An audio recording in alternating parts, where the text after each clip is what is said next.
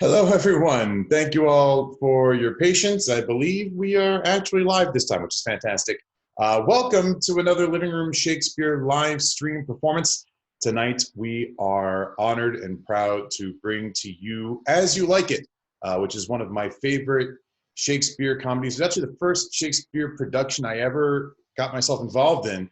I was in a production of this show back in, I want to say it was 2004, 2005, maybe. Back in college, so it's great to be able to revisit it. My name is Kevin McCarthy. I put the cast for this show together, which I guess ostensibly makes me the director, but really all the credit goes to our fine performers who have joined us, a lot of them week in and week out, bringing you a lot of great characters. And we've got several folks who are new to us this week. I want to give a quick mention to Lori Zombak, who will be playing our Phoebe tonight. She is actually responsible for the cut of the script that we are using. So thank you very much, Lori, for bringing that to us. Lori was actually in the process of directing a production of As You Like It at Cornell when quarantine hit. And that show, unfortunately, never made it to a stage in front of an audience. So I am glad that we are able to bring you her cut of the script and to have her with us as part of the show, as well as Kirsten Horn, who is also joining us in the role of Rosalind, which she was scheduled to perform in that production.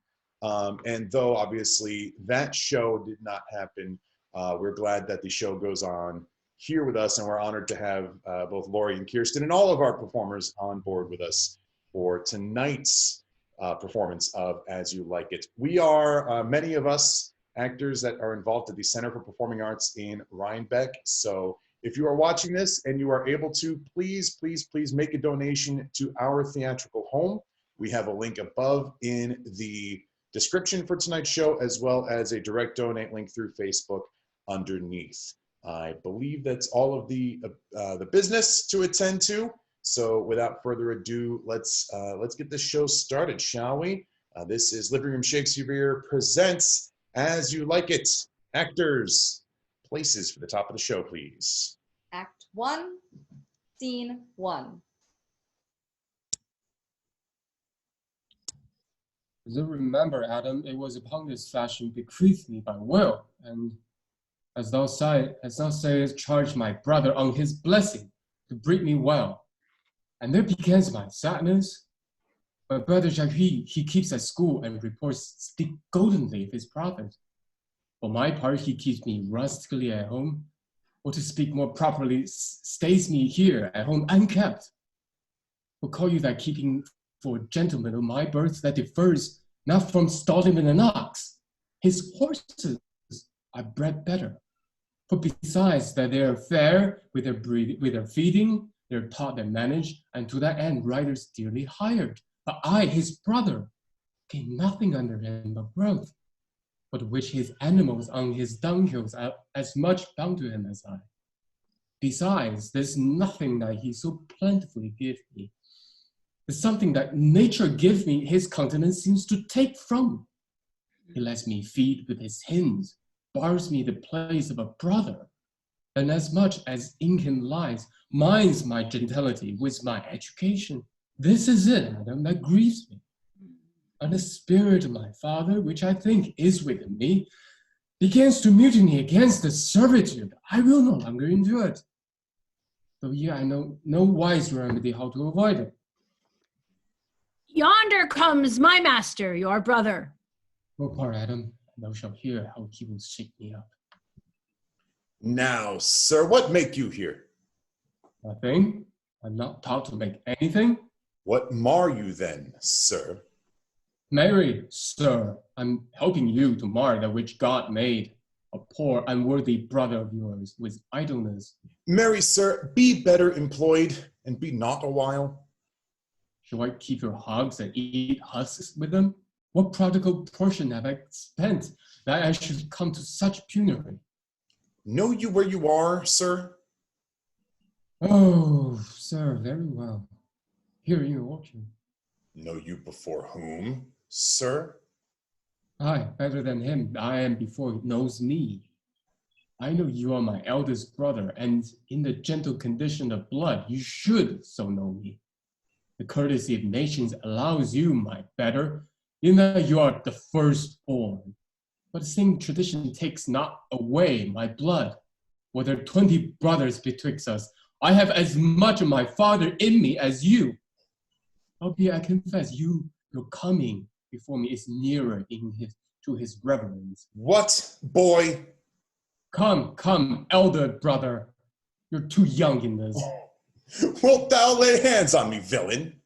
I am no villain. I'm the youngest son of Sir Roland de Blois. He was my father, and he is thrice a villain that says such a father begot villains. Were thou not my brother, I will not take this hand from thy throat till this other hand pull out thy tongue for saying so. Thou hast riled on thyself. Sweet masters, be patient. For your father's remembrance, be at accord. Let me go, I say. I will not till I please. You shall hear me. My father charged you in his will to give me good education. You have trained me like a peasant. You get like a peasant, obscuring and hiding from me all gentlemanlike qualities. The spirit of my father grows strong in me, and I will no longer endure it. Therefore, allow me such exercise as may become a gentleman, or give me the poor a lottery my father left me by testament. With that, I will go buy my fortunes. And what wilt thou do? Beg when that is spent? Well, sir, get you in. I will not long be troubled with you. You shall have some part of your will. I pray you leave me. I will no further offend you than becomes me for my good. And get you with him, you old dog. Is old dog my reward? Most true, I have lost teeth in your service. God be with my old master, he would not have spoke such a word. Is it even so? Begin you to grow upon me. I will physic your rankness, and yet give no 1,000 crowns neither. Holla, Dennis! Calls, your worship. Was not Charles, the Duke's wrestler, here to speak with me? So please you. He is here at the door and importunes access to you. Call him in. 'Twill be a good way. And tomorrow the wrestling is. Good morrow to your worship. Good, Monsieur Charles. What's the new news at the new court? There is no news at court, sir, but the old news. That is, the old duke is banished by his younger brother, the new duke, and 3 or 4 loving lords have put themselves into voluntary exile with him, whose lands and revenues enrich the new duke. Therefore he gives them good leave to wander. Can you tell if Rosalind, the Duke's daughter, be banished with her father? Oh, no. For the duke's daughter, her cousin so loves her, being ever from their cradles bred together, that she would have followed her in exile, or have died to stay behind her. She is at the court no less beloved of her uncle than his own daughter, and never 2 ladies loved as they do. Where will the old Duke live? They say he is already in the forest of Arden, and have many merry men with him, and there they live like the old Robin Hood of England. They say many young gentlemen flock to him every day and fleet the time carelessly as they did in the Golden World. What? You wrestle tomorrow before the new Duke? Marry do I, sir. I came to acquaint you with the matter. I'm given, sir, secretly to understand that your younger brother, Orlando, hath a disposition to come in disguised against me to try a fall. Tomorrow, sir, I will wrestle for my credit, and he that escapes me without some broken limbs shall quit him well.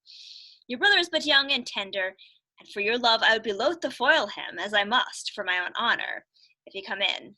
Therefore, out of my love to you, I came hither to acquaint you with all, that either you might stay him from his intendment, or brook such a disgrace as well as he shall run into it. That is a thing of his own search, and altogether against my will. Charles, I thank thee for thy love to me, which thou shalt find I will most kindly requite. I had myself notice of my brother's purpose herein, and have by underhand means labored to dissuade him from it. But he is resolute. I'll tell thee, Charles, it is the stubbornest young fellow of France, a secret and villainous contriver against me, his natural brother. Therefore use thy discretion. I had as lief thou didst break his neck as his finger. For I assure thee, and almost with tears I speak it, there is not one so young and so villainous this day living. I speak but brotherly of him, but should I anatomize him to thee as he is, I must blush and weep, and thou must look pale and wonder. I'm heartily glad I came hither today. If you come tomorrow, I'll give him his payment. If you ever go alone again, I'll never wrestle for prize more. And so, God keep your worship. Farewell, good Charles. Now will I stir this gamester. I hope I shall see an end of him. For my soul, yet I know not why, hates nothing more than he. Yet he's gentle, never schooled, and yet learned, full of noble device, of all sorts enchantingly beloved, and indeed so much in the heart of the world, and especially of mine own people, who best know him, that I am altogether misprized. But it shall not be so long. This wrestler shall clear all. Nothing remains but that I kindle the boy thither, which now I'll go about. Act 1, Scene 2. I pray thee, Rosalind, sweet my coz, be merry. Dear Celia, I show more mirth than I am mistress of. And would you yet I were merrier? Unless you could teach me to forget a banished father, you must not learn me how to remember any extraordinary pleasure. Herein I see thou lovest me not with the full weight that I love thee. If my uncle, thy banished father, had banished thy uncle, the Duke my father, so thou hadst been still with me, I could have taught my love to take thy father for mine. So wouldst thou, if the truth of thy love to me were so righteously tempered as mine is to thee. Well, I will forget the condition of my estate to rejoice in yours. You know my father hath no child but I, nor none is like to have, and truly, when he dies, thou shalt be his heir. For what he hath taken away from thy father perforce, I will render thee again in affection. By mine honor I will, and when I break that oath, let me turn monster. Therefore, my sweet Rose, my dear Rose, be merry. From henceforth I will, coz, and devise sports. Let me see. What think you of falling in love? Mistress, you must come away to your father. Were you made the messenger? Oh, no, by mine honor, but I was bid to come for you. Where learned you that oath, fool? Of a certain knight that swore by his honor they were good pancakes, and swore by his honor the mustard was not. Now, I will stand to it. The pancakes were not, and the mustard was good, and yet was not the knight forsworn. How prove you that in the great heap of your knowledge? Ay, marry, now unmuzzle your wisdom. Oh, stand you both forth now, stroke your chins, and swear by your beards that I'm a knave. By our beards, if we had them, thou art. By my knavery, if I had it, then I were. But if you swear by that, that is not, you are not forsworn. No more was this knight swearing by his honor, for he never had any. Or if he had sworn it away before ever he saw those pancakes or that mustard. Prithee, who is't that thou meanest? One that old Frederick your father loves. My father's love is enough to honor him. Enough. Speak no more of him. You'll be whipped for taxation one of these days. Oh, the more pity that fools may not speak wisely what wise men do foolishly. By my troth, thou sayest true. For since the little wit what fools have was silence, the little foolery that wise men have makes a great show. Here comes Monsieur Le Beau. Bonjour, Monsieur Le Beau. What's the news? Fair princesses, you have lost much good sport. Sport? Of what color? What color, madam? How shall I answer you? As wit and fortune will. Or as the destinies decree. Well said. That was laid on with a trowel. Nay, if I keep not my rank. Thou losest thy old smell. You amaze me, ladies. I would have told you of good wrestling, which you have lost sight of. You tell us the manner of the wrestling. Here comes an old man and his 3 sons. I could match this beginning with an old tale. Proper young men of excellent growth and presence. The eldest of the 3 wrestled with Charles, the Duke's wrestler, which Charles in a moment threw him and broke 3 of his ribs, that there is little hope of life in him. So he served the second, and so the third. Yonder they lie, the poor old man their father, making such a pitiful dole over them, that all the beholders take part with his weeping. Alas! But what is the sport, monsieur, that the ladies have lost? Why, this that I speak of. Thus men may grow wiser every day. It is for the first time that ever I heard breaking of ribs was sport for ladies. Or I promise thee. Shall we see this wrestling, cousin? You must if you stay here, for here is the place appointed for the wrestling, and they are ready to perform it. Yonder, sure they are coming. Let us now stay and see it.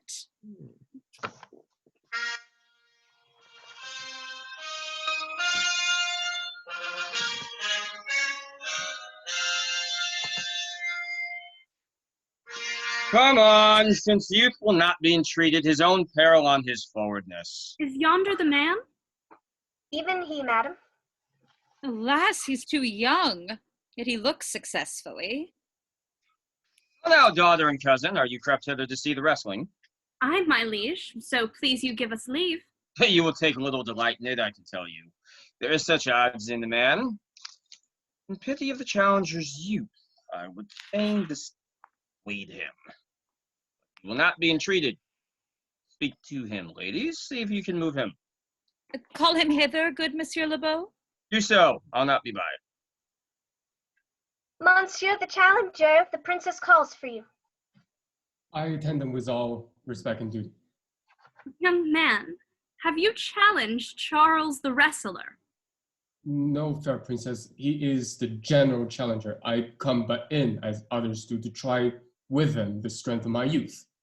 Young gentlemen, your spirits are too bold for your years. You've seen cruel proof of this man's strength. If you saw yourself with your eyes or knew yourself with your judgment, the fear of your adventure would counsel you to a more equal enterprise. We pray you, for your own sake, to embrace your own safety and give over this attempt. Do, young sir. Your reputation shall not therefore be misprized. We will make it our suit to the Duke that the wrestling might not go forward. I beseech you, punish me not with your hard thoughts, where I confess me much guilty to deny so fair and excellent ladies anything. But let your fair eyes and gentle wishes go with me to my trial. The little strength I have, I would it were with you. And mine, to eke out hers. Fare you well. Come, where is this young gallant that is so desirous to lie with his mother earth? Ready, sir, but his will has in him more modest working. You shall try but one fall. No, I warrant your grace, you shall not entreat him to a second, that have so mightily persuaded him from a first. And you mean to mock me after? You should not have mocked me before. But come your ways. They wrestle. Oh, excellent young man! No more, no more. Yes, I beseech your grace. Oh, I'm not yet well breathed. How dost thou, Charles? He cannot speak, my lord. Bear him away. What is thy name, young man? Orlando, my liege, the youngest son of Sir Roland de Bois. I would thou hadst been son to some man else. The world esteemed thy father honorable, but I did find him still mine enemy. Thou shouldst have better pleased me with this deed, hadst thou descended from another house. But fare thee well, thou art a gallant youth. I would thou hadst told me of another father. I'm more proud to be Sir Roland's son, his youngest son, who will not change thy calling, to be adopted, the heir to Frederick. My father loved Sir Rowland as his soul, and all of the world was of my father's mind. Gentle cousin, let us go thank him and encourage him. My father's rough and envious disposition sticks me at heart. Gentlemen, wear this for me. One out of suits with fortune that could give more, but that her hand lacks means. Shall we go, coz? Aye, fare you well, fair gentleman. Can I not say I thank you? My better parts are all thrown down, and that which here stands up is but a quainton, a mere lifeless block. He calls us back. My pride fell with my fortunes. I'll ask him what he would. Did you call, sir? Sir, you have wrestled well and overthrown more than your enemies. Will you go, cuz? Have with you. Fare you well. What passion hangs these weight upon my tongue? I cannot speak to her, as she urged comfort. Oh, poor Lando, thou art overthrown.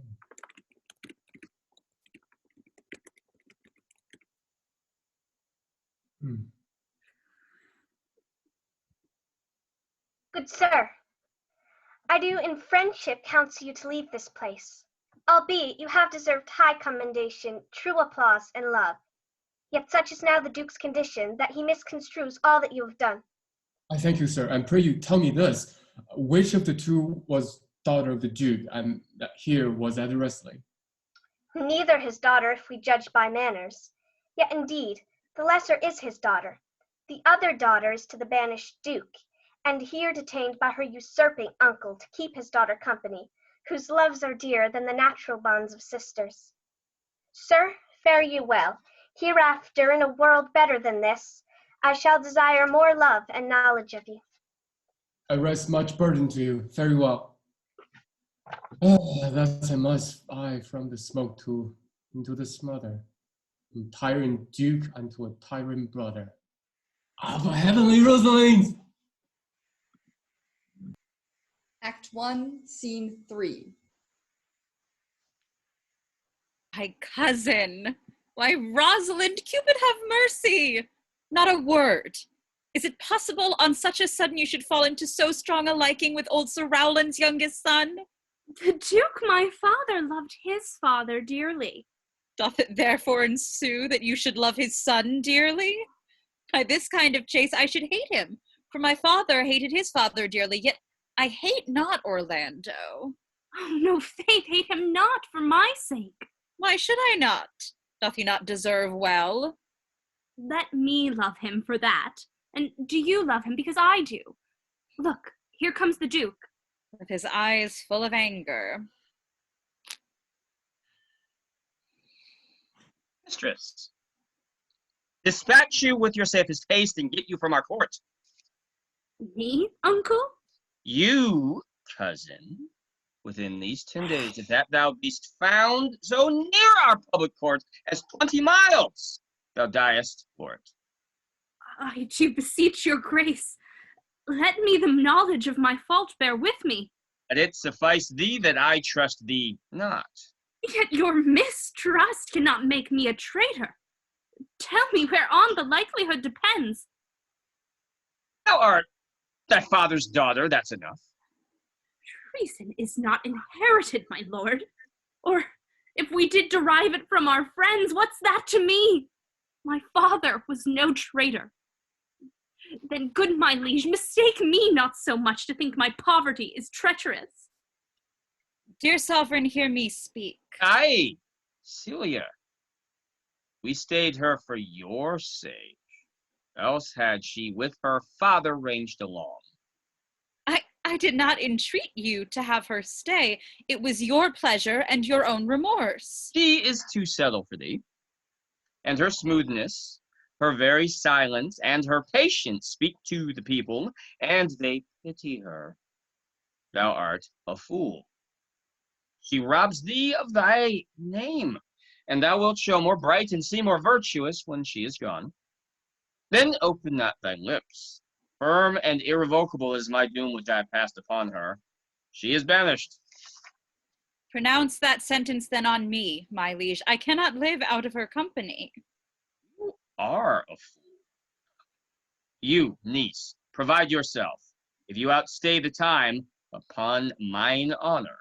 And in the greatness of my word, you die. My poor Rosalind, whither wilt thou go?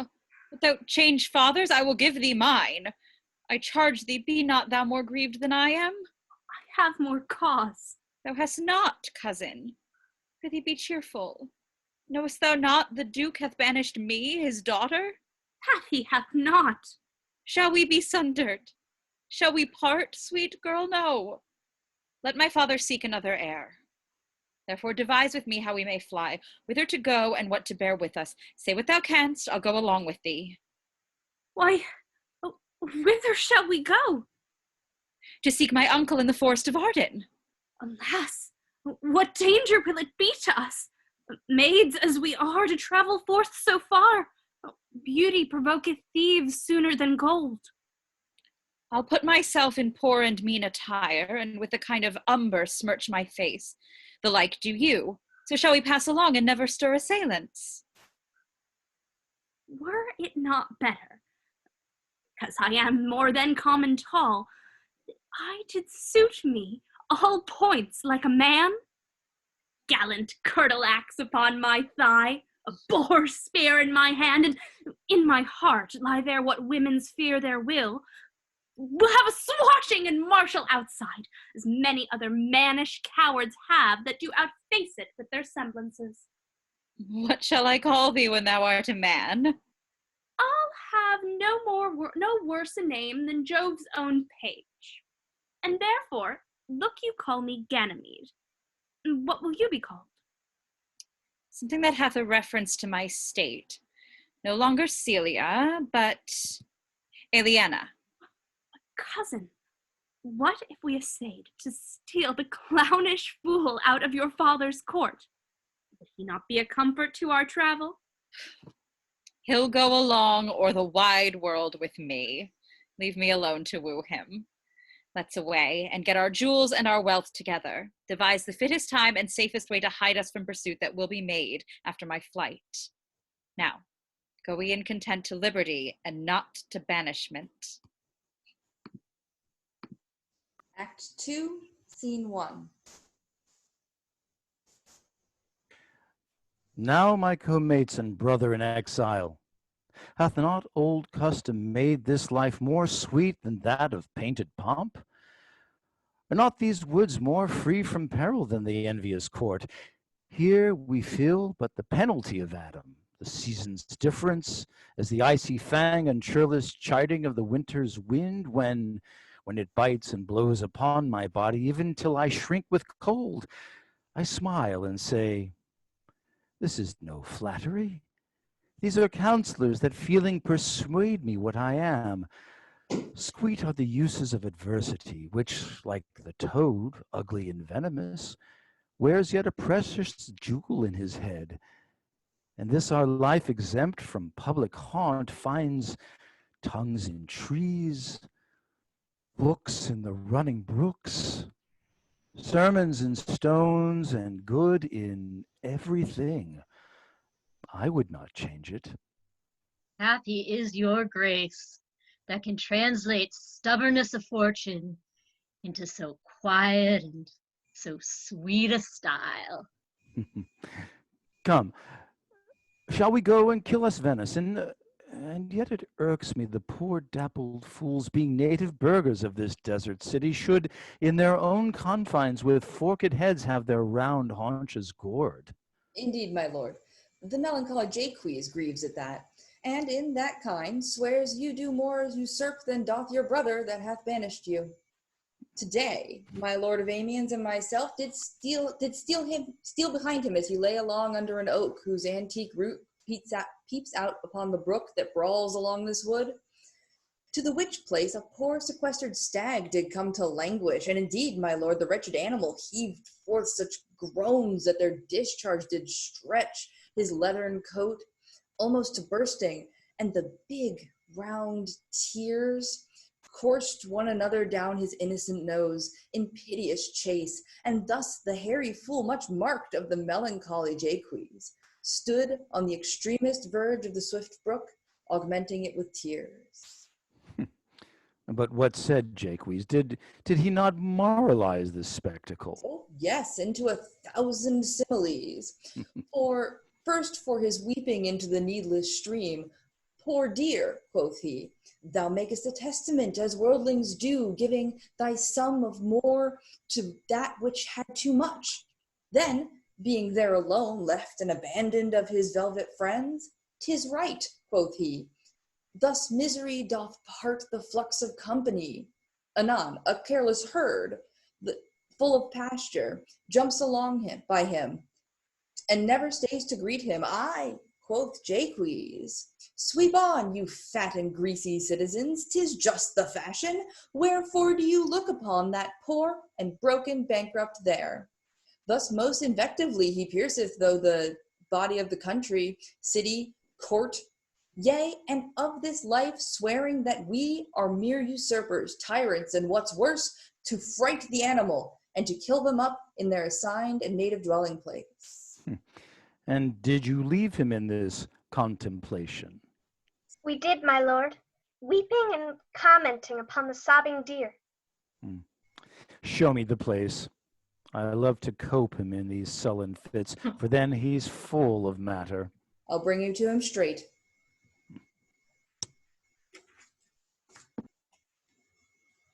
Can it be possible that no man saw them? I cannot hear of any that did see her.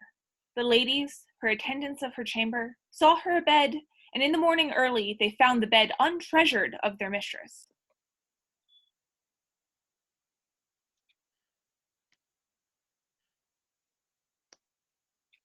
And the clown?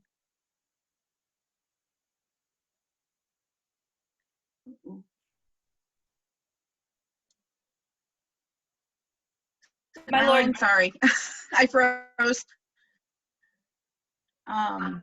My lord, the Roynish clown, at whom so oft your grace was wont to laugh, is also missing. Hesperia, the princess gentlewoman, confesses that she secretly overheard your daughter and her cousin much commend the parts and graces of the wrestler that did but lately foil the sinewy Charles, and she believes, wherever they are gone, that youth is surely in their company. Send to his brother, fetch that gallant hither.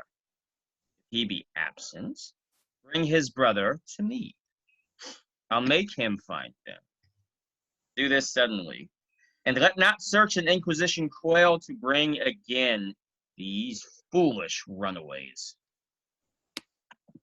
Act 2, Scene 3. Who's there? What, my young master? Oh, my gentle master, my sweet master. Oh, you memory of old Sir Roland. Your virtues, gentle master, are sanctified and holy traitors to you. Oh, what a world this is, when what is comely envenoms him that bears it. Why? What's the matter? Oh, unhappy youth, come not within these doors. Within this roof, the enemy of all your graces lives. Your brother, no brother, yet the son, yet not the son. I will not call him son of him I was about to call his father, hath heard your praises, and this night he means to burn the lodging where you used to lie, and you within it. If he fail of that, he will have other means to cut you off. I overheard him and his practices. This is no place. This house is but a butchery. Abhor it, fear it, do not enter it. Why, whither, Adam? Whither thou have me go? No matter whither, so you come not here. What, wouldst thou have me go and beg my food? Or with the base and boisterous sword in force, like thievish living on the common road? This I must do, or know not what to do. Yet this I will not do. Do how I can. I rather will subject me to the malice of a diverted blood and bloody brother. But do not so. I have 500 crowns, the thrifty hire I saved under your father, and all this I give you. Let me be your servant. I'll do the service of a younger man in all your business and necessities. Oh, good old man, how well in thee appears the constant service of the antique world, when service sweat for duty, not for need. Nor not for the fashion of these times, when none will sweat but for promotion, and having that to choke up their service. But come thy ways, we'll go along together. And here we have thy useful witches spent. We'll light upon some settled low content. Master, go on, and I will follow thee to the last gasp, and with truth and loyalty. From 17 years till now, almost 80 here lived I, but now lives here no more. Act 2, Scene 4. Oh, Jupiter, how weary are my spirits. I care not for my spirits if my legs were not weary. I could find in my heart to disgrace my man's apparel and to cry like a woman. But I must comfort the weaker vessel, as doublet and hose ought to show itself courageous to petticoat. Therefore, courage, good Aliena. I pray you, bear with me. I cannot go no further. Well, for my part, I'd rather bear with you than bear you. Well, this is the forest of Arden. Look, you, who comes here? A young man and an old in solemn talk. I pray you, one of you question yond men. If he for gold will give us any food, I faint almost to death. Hi, you clown! Peace, fool! He's not thy kinsman. Who calls? Your betters, sir. Oh, well, else are they very wretched? Peace, I say. Good even to you, friend. And to you, gentle sir, and to you all. I prithee, shepherd, Hmm. if that love or gold can in this desert place buy entertainment, bring us where we may rest ourselves and feed. Here is a young maid with travel much oppressed and faints for succor. Oh, fair sir, I pity her, and wish for her sake more than for my own. My fortunes were more able to relieve her, but I am shepherd to another man, and do not shear the fleeces that I graze. Oh, my master is of churlish disposition, and little recks to find the way to heaven by doing deeds of hospitality. Besides, his coat, his flocks and bounds of feed are now on sale, and at our sheepcote now. By reason of his absence, there is nothing that you will feed on, but what is, come see, and in my voice most welcome shall you be. I pray thee, if it stand with honesty, buy thou cottage, pasture, and the flock, and thou shalt have to pay for it of us. And we will mend thy wages. I like this place, and willingly could waste my time in it. Oh, assuredly, the thing is to be sold. Go with me, if you like, upon report, the soil, the profit, and this kind of life. I will your very faithful feeder be, and buy it with your gold right suddenly. Act 2, Scene 5.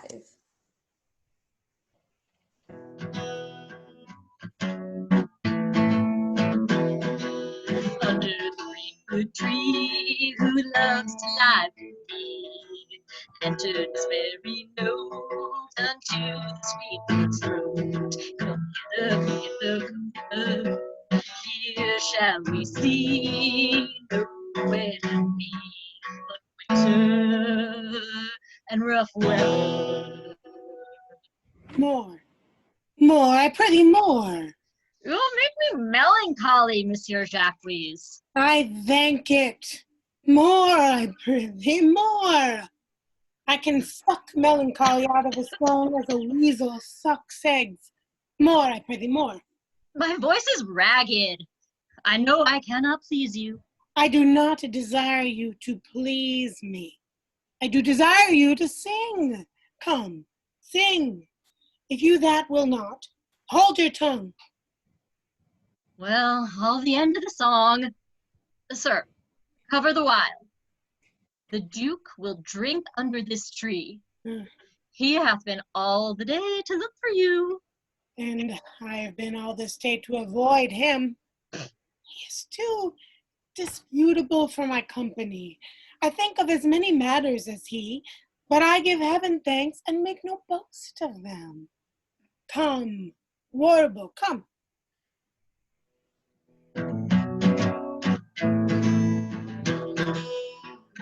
Fish and chun and loves to lie in the sun, seeking things and please what he gets.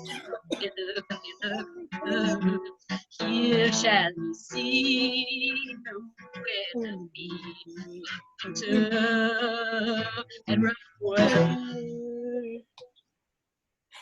Here, I'll give you a verse of this note that I made yesterday in despite of my invention.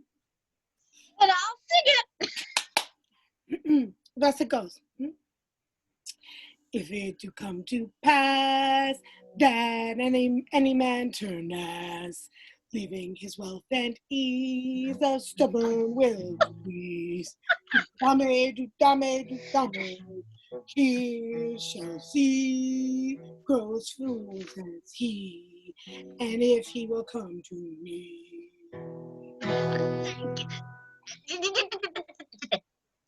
What's that? Duck-damite? Tis a Greek invocation to call fools into a circle. I'll go sleep if I can. If I cannot, I'll rail against all the firstborn of Egypt. And I'll go seek the Duke. His banquet is prepared. Act 2, Scene 6. Dear master, I can go no further. Oh, I die for food. Here I lie down and measure out my grave. Farewell, kind master. Oh no, Adam, no greater heart in thee. Live a little, comfort a little, show thyself a little. If this uncouth forest yield anything savage, will either be food for it, or bring a food to thee. I consider nearer death than thy powers. For my sake, be comfortable. Hold death a while at the arm's end. I'll be here with thee presently. And if I bring thee not something to eat, I'll give thee leave to die. And if thou diest before I come, thou art a mocker of my labor. Well said.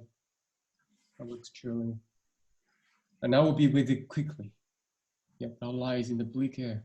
Come, I'll bear thee to some shelter.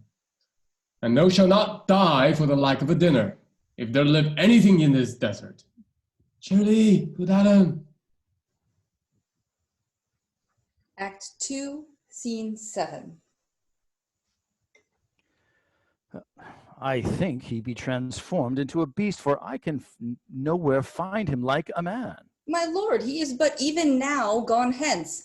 Here was he merry, hearing of a song.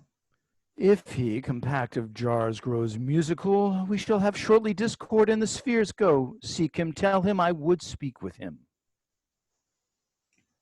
Ah, he saves my labor by his own approach. Ah, why, how now, monsieur, what life is this, that your poor friends must woo your company? But you look merrily. A fool. A fool. I met a fool in the forest, a motley fool, a miserable world. As I do live by food, I met a fool who laid him down and basked him in the sun and railed on Lady Fortune in good terms and good set terms, and yet a motley fool. Good morrow, fool, quoth I. No, sir, quoth he, call me not fool till heaven hath sent me fortune. And then he drew a dial from his poke, and looking on it with lackluster eye, says very wisely, it is 10 o'clock, thus we may see, quoth he, how the world wags. 'Tis but an hour ago since it was 9, and after 1 hour more 'twill be 11, and so from hour to hour we write, and then from hour to hour we rot, and thereby hangs a tale. When I did hear the motley fool thus morale on the time, my lungs began to crow like chanticleer that fools should be so deep contemplative, and I did laugh sans intermission an hour by his dial. Oh, noble fool, a worthy fool, motley's the only wear. What fool's this? Oh, worthy fool, one that hath been a courtier, and says if ladies be but young and fair, they have the gift to know it. And in his brain, which is as dry as a remainder biscuit after a voyage, he hath strange places crammed with observation, the which he vents in mangled forms. Oh, that I were a fool! I am ambitious for a motley coat. Thou shalt have one. Invest me in my motley. Give me leave to speak my mind, and I will through and through cleanse the foul body of the infected world if they will patiently receive my medicine. Fie on thee, I can tell what thou wouldst do. What? For a counter would I do but good?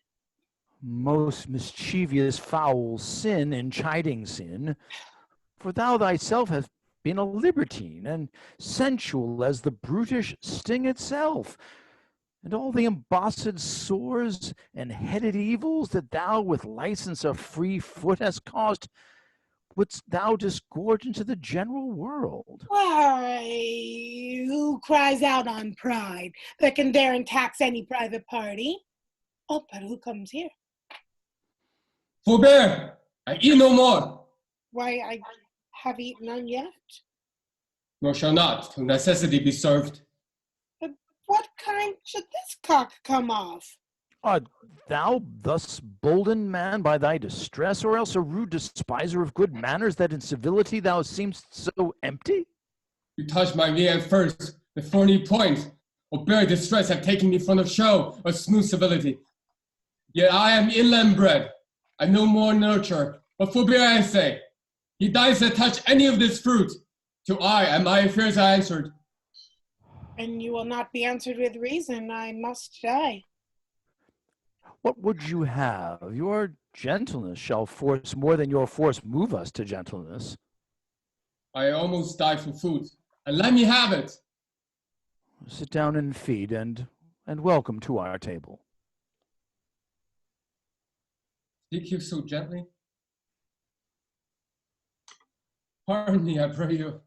I thought all things had been savage here, and therefore put I on a countenance of stern commandment. And therefore, sit you down in gentleness, and take upon command what help we have, that to your wanting may be ministered.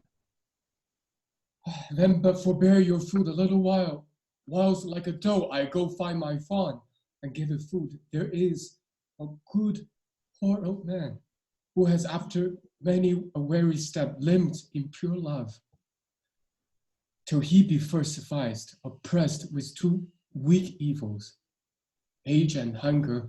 I will not touch a bit. Go find him out, and we will nothing waste till you return.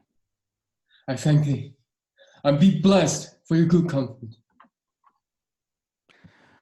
Thou seest, we are not all alone unhappy. This wide and universal theater presents more woeful pageants than the scene wherein we play in. All the world's a stage, and all the men and women merely players. They have their exits and their entrances, and one man in his time plays many parts, his acts being 7 ages. At first, the infant, mewling and puking in the nurse's arms, and then the whining schoolboy with his satchel and shining morning face creeping like snail unwillingly to school, and then the lover sighing like furnace with a woeful ballad made to his mistress's eyebrow. Then a soldier, full of strange oaths, and bearded like the pard, jealous in honor, sudden and quick in quarrel, seeking the bubble reputation even in the cannon's mouth. And then the justice, fair round belly with good capon lined, with eyes severe and beard of formal cut, full of wise saws and modern instances, and so he plays his part. The sixth age shifts into the lean and slippered pantaloon with spectacles on nose and pouch on side, his youthful hose well saved, a world too wide for his shrunk shank, and his big, manly voice turning again toward childish treble, pipes and whistles in his sound. Last scene of all that ends a strange, eventful history is second childishness and mere oblivion. Sans teeth, sans eyes, sans taste, sans everything. Welcome. Set down your venerable burden and let him feed. I thank you most for him.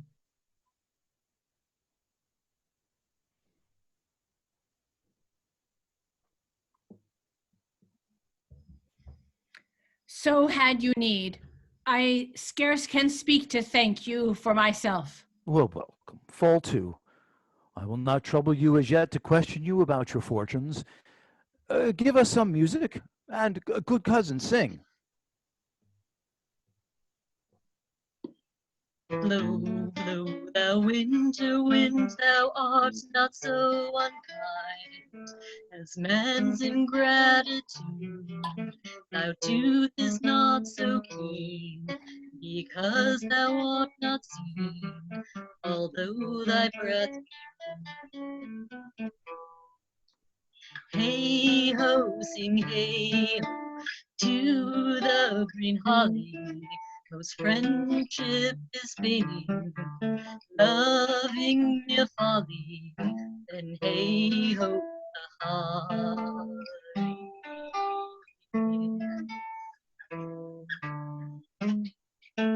Freeze, freeze, thou bitter sky, that hast not bite so nigh, as benefits forgot, though thou the waters warm, thy sting is not so sharp, as friends remember not. Hey ho, sing hey ho, to the green holly, friendship is fading, life is mere folly, then hey ho, the holly, this life is just folly.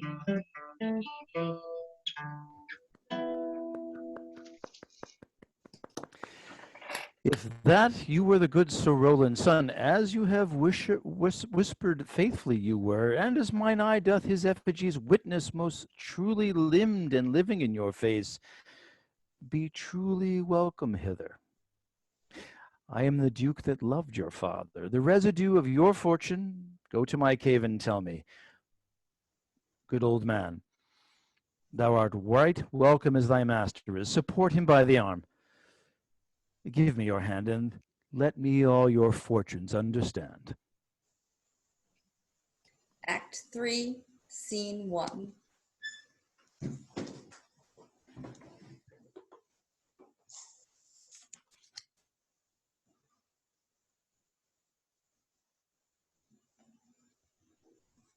Not see. Not see him since?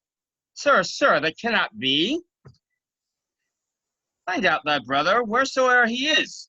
Seek him with a candle. Bring him dead or living within this 12-month.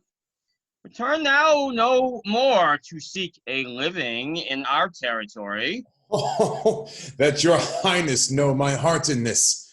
I never loved my brother in my life. More villain thou. Well, push him out of doors. and let my officers of such a nature make an extent upon his house and lands, do this expediently and turn him going. Act 3, Scene 2.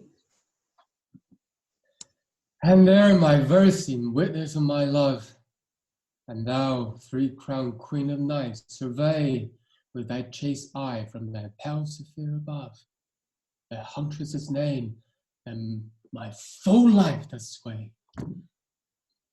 Oh, Rosaline, these trees shall be my books, and in their barks my thoughts I will character, that every eye which in this forest looks shall see my virtue witness everywhere. Run, run, Orlando, covering every tree the fair, the chaste, and expressive she. Well, and how like you this shepherd's life, Master Touchstone? Truly, shepherd, in respect of itself, it is a good life. But in respect that it is a shepherd's life, it is not. It fits my humor well, but as there is no more plenty in it, it goes much against my stomach. Hast any philosophy in thee, shepherd?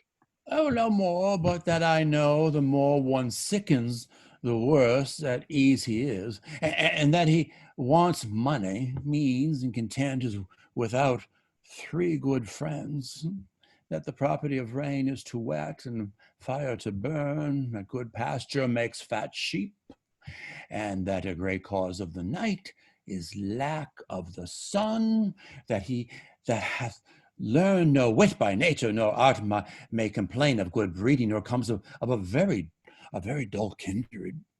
Such one is a natural philosopher. What's ever in court, shepherd? No, truly. Thou art damned. Hey, I hope not, no. Truly, thou art damned like an ill-roasted egg all on one side. For not being at court? Oh, you have too courtly a wit for me. I'll test. Wilt thou rest, damned? God help thee, shallow man. Sir, I am a true laborer. I earn that I eat. I get that I wear. Oh, no man hates, envy, no man's happiness. Glad of other men's good, content with my harm, and the greatest of my pride is to see my ewes graze and my lambs suck. Oh, here comes young Master Ganmead, my new mistress's brother. From the east to western end, no jewel is like Rosalind, her worth being mounted on the wind, though all the world bears Rosalind. All the pictures fairest lined are but black to my Rosalind. Nor let no fair be kept in mind but the fair of Rosalind. I'll rhyme you, so 8 years together, dinners and suppers and sleeping hours accepted. It is the right but a woman's rank to mark it. Out, fool. For a taste. If a heart do lack a hind, let him seek out Rosalind. If the cat will after kind, so be sure will Rosalind. Winter garments must be lined, so must slender Rosalind. They that reap must sheaf and bind, then to cart with Rosalind. Sweetest nut hath sourest rind, such a nut is Rosalind. He that sweetest rose will find must find those pricking Rosalind. This is the very false gallop in verses. Why do you infect yourself with them? Peace, you dull fool. I found them on a tree. Truly the tree yields bad fruit. I'll graff it with you, and then I shall graff it with a meddler. Then it will be the earliest fruit in the country, for you'll be rotten ere you be half ripe, and that's the right virtue of the meddler. You have said, but whether wisely or no, let the forest judge. Peace. Here comes my sister, reading. How now? Back, friends. Shepherd, go off a little. Go with him, Sirrah. Ah, yes, come, shepherd. Let us make an honorable retreat. Though not with bag and baggage, yet with scrip and scrappage.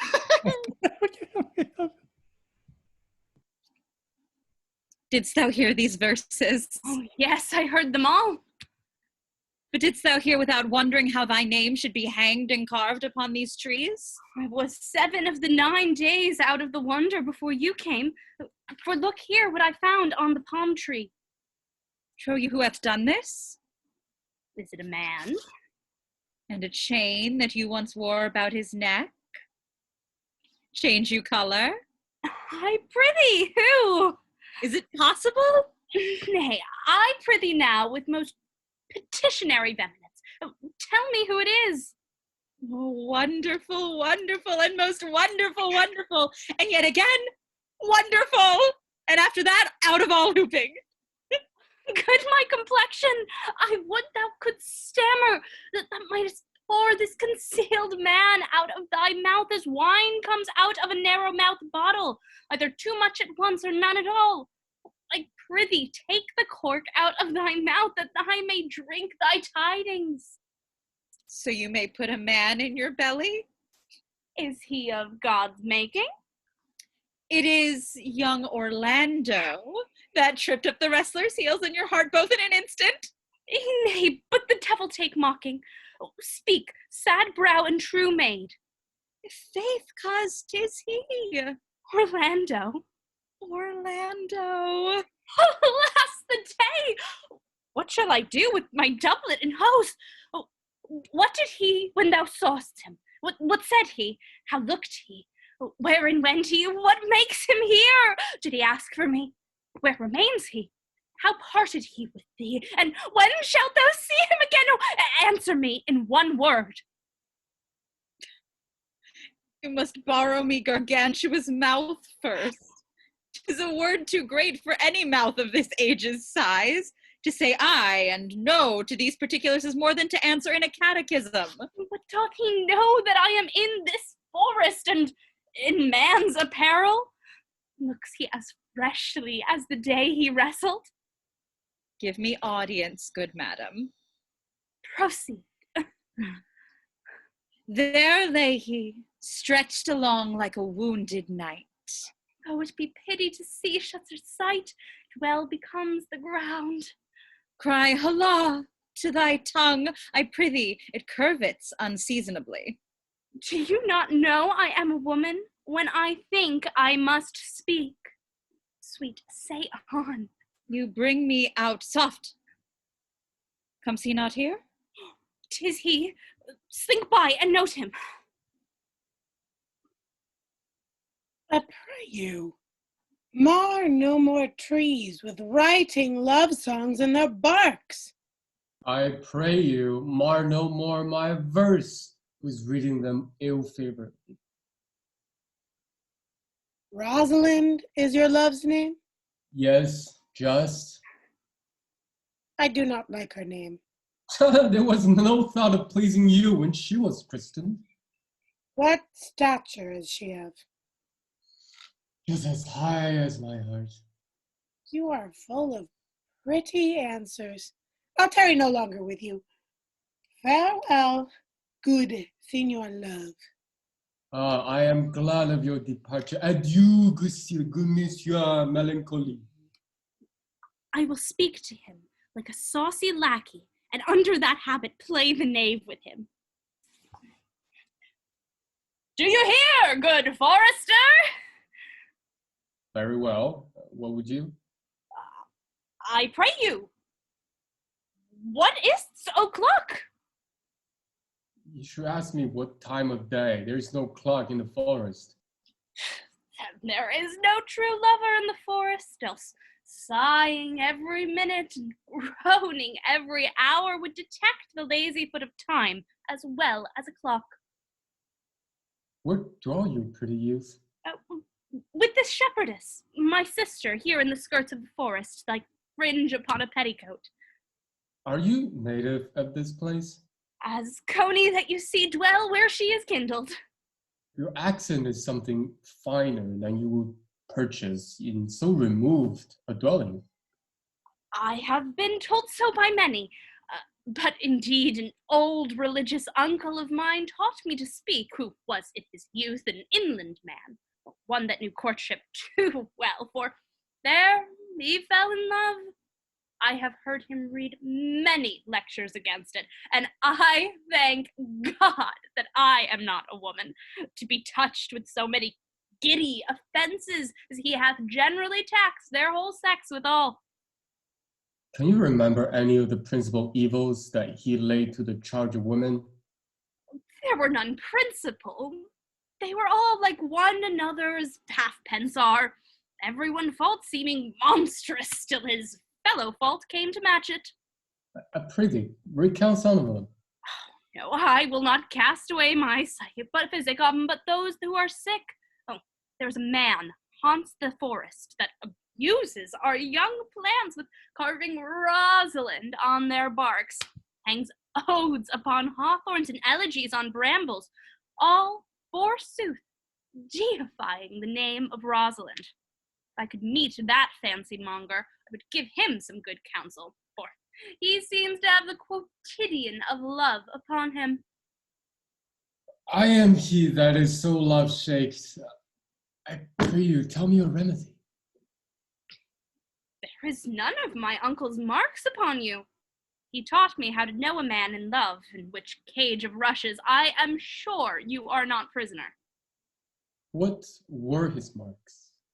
A lean cheek, which you have not, a blue eye and sunken, which you have not, an unquestionable spirit, which you have not, a beard neglected, which you have not, but I pardon you for that, for simply your having a beard is a younger brother's revenue. Then your hose should be unguarded, your bonnet unbanded, your sleeve unbuttoned, your shoe untied, everything about you demonstrating a careless desolation. But you are no such man. You are rather point device in your accoutrements, as loving yourself than seeming the lover of any other. Fair youth, I could make it believe I love. Oh, me believe it? You may as soon make her that you love believe it, which I warrant she is apter to do than to confess she does. That is one of the points in the which the women still give the lie to their consciences, but in good sooth, are you he that hangs the verses on the trees, wherein Rosalind is so admired? I swear to you, youth, by the white hand of Rosalind, I am that he, that unfortunate he. But are you so much in love as your rhymes speak? Neither rhyme nor reason can express how much. Love is merely a madness, and I tell you, deserves as well a dark house and a whip as madmen do. The reason why they are not so punished and cured is that the lunacy is so ordinary that the whippers are in love too. Yet I do profess curing it by counsel. Did you ever cure any so? Yes, one, and in this manner. He was to imagine me his love, his mistress, and I set him every day to woo me, at which time would I, being but a moonish youth, grieve, be effeminate, changeable, longing and liking, proud, fantastical, apish, shallow, inconstant, full of tears, full of smiles, for every passion something, and for no passion truly anything, as boys and women are, for the most part, cattle of this color. Would now like him, now loathe him, then entertain him, then forswear him, now weep for him, then spit at him, that I drave my suitor from his mad humor of love to a living humor of madness, which was to forswear the full stream of the world, and to live in a nook merely monastic. Thus I cured him, and this way will I take upon me to wash your liver as clean as a sound sheep's heart, that there shall not be one spot of love in it. I will not be cured, youth. I would cure you, if you would but call me Rosalind, and come every day to my coach and woo me. No, By the faith of my love, I will. Tell me where it is. Go with me to it, and I'll show it you, and by the way, you shall tell me where in the forest you live. Will you go? With all my heart, good youth. Nay, you must call me Rosalind. Come, sister, will you go? Act 3, Scene 3. Come apace, good Audrey. I will fetch up your goats, Audrey. And how, Audrey? Am I the man yet? Doth my simple feature content you? Your features, Lord warrant us. What features? I am here with thee and thy goats. And as the most capricious poet, honest Ovid was amongst the Goths. Oh, knowledge ill inhabited, worse than Jove in a thatched house. When a man's verses cannot be understood, nor a man's good wit seconded with the forward child understanding, it strikes a man more dead than the great reckoning in a little room. Truly, I would the gods had made thee poetical. I do not know what poetical is. Is it honest in deed and word? Is it a true thing? No, truly. For the truest poetry is the most fading, and lovers are given to poetry, and what they swear in poetry may be said as lovers they do fame. Do you wish then that the gods had made me poetical? I do, truly. For thou swearest to me thou art honest. Now, if thou wert a poet, I might have some hope thou didn't feign. Would you not have me honest? No, truly. Unless thou wert hard-favoured, for honesty coupled to beauty is to have honey or sauce to sugar. A material fool. Well, I am not fair, and therefore I pray the gods make me honest. Truly.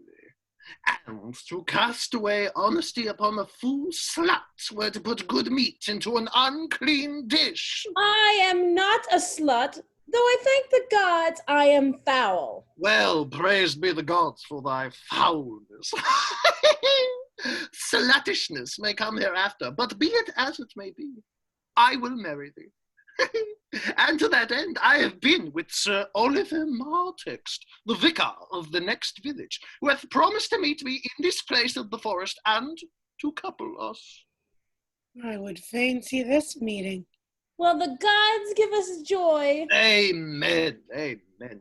A man may, if he were of a fearful heart, stagger in his attempt, for here we have no temple but the wood, no assembly but horned beasts. But what though? Courage! As horns are odious, they are necessary. It is said, many a man knows no end of his goods night. Many a man hath good horns, but knows no ends of them. Well, that is the dowry of his wife, I suppose. 'Tis none of his own getting. Horns, even so, poor men alone. Oh, no. Oh, the noblest deer hath them as huge as the rascal. Is the single man, therefore, blessed? No. As a walled town is more worthier than a village, so is the forehead of a married man more honourable than the bare brow of a bachelor. And by how much defence is better than no skill, by so much is a horn more precious than to want. Ah! Here comes Sir Oliver. Sir Oliver Martext, you are well met. Will you dispatch us here under this tree, or shall we go with you to your chapel? Is there none here to give the woman? I will not take her on gift of any man. Truly she must be given, or the marriage is not lawful. Proceed. I'll give her. Good, even good master. What do you call it? How do you do, sir? Yes. Oh, you are very well met. Ah, God ild you for your last company. I am very glad to see you. Even as a toy in hand here, sir. Nay, pray be covered. Will you be married, Motley? As the ox hath his bow, sir, the horse his curb, and the falcon her bells, so man hath his desires. And as pigeons bill, so wedlock would be nibbling. And will you, being a man of your breeding, be married under a bush like a beggar? Get you to church and have a good priest that can tell you what marriage is. This fellow will but join you together as they join wainscot. Then one of you will prove a shrunk panel and, like a green timber, warp, warp. I am not in the mind, but I were better to be married of him than of another. For he is not like to marry me well. And not being well married, it will be a good excuse for me hereafter to leave my wife. Go thou with me, let me counsel thee. Sweet Audrey, we must be married, or we must live in Baldry. Farewell, good Master Oliver. Not. Oh, sweet Oliver, oh, brave Oliver, leave me not behind thee, but wind the way. Begone, I say, I will not to wedding with thee. 'Tis no matter. Ne'er a fantastical knave of them all shall flout me out of my calling. Act 3, Scene 4. Never talk to me. I will weep. Do, I prithee, but yet have the grace to consider that tears do not become a man. But why did he swear he would come this morning and comes not? Nay, certainly there is no truth in him. Not true in love? Yes, when he is in, but I think he is not in. I've heard him swear downright he was. Was is not is. Besides, the oath of a lover is no stronger than the word of a tapster. They are both the confirmer of false reckonings. He attends here in the forest on the Duke your father. Who comes here? Mistress and master, you have oft inquired after the shepherd that complained of love, who you saw sitting by me on the turf, praising the proud, disdainful shepherdess that was his mistress. Well, and what of him? If you will see a pageant truly played between the pale complexion of true love and the true compassion of the true love and the red glow of scorn and proud disdain, go hence a little, and I shall conduct you if you will mark it. Come, let us remove. The sight of lovers feedeth those in love. Bring us to the sight, and you shall say I'll prove a busy actor in their play. Act 3, Scene 5. Sweet Phoebe, do not scorn me. Do not, Phoebe. Say that you love me not, but say not so in bitterness. The common executioner, whose heart the accustomed sight of death makes hard, falls not the axe upon the humbled neck, but first begs pardon. Will you sterner be than he that dies and lives by bloody drops? I would not be thy executioner. I fly thee, for I would not injure thee. Now I do frown on thee with all my heart, and if mine eyes can wound, now let them kill thee. Oh, now counterfeit to swoon, why now fall down, or if thou can't, oh, for shame, lie not to say mine eyes are murderers. Now show the wound mine eye hath made in thee. Scratch thee but with a pin, and there remains some scar of it. Lean but upon a rush, the cicatrice incapable in pressure thy palm some moment keeps. But now mine eyes, which I have darted at thee, hurt thee not. Nor, I am sure, there is no force in eyes that can do hurt.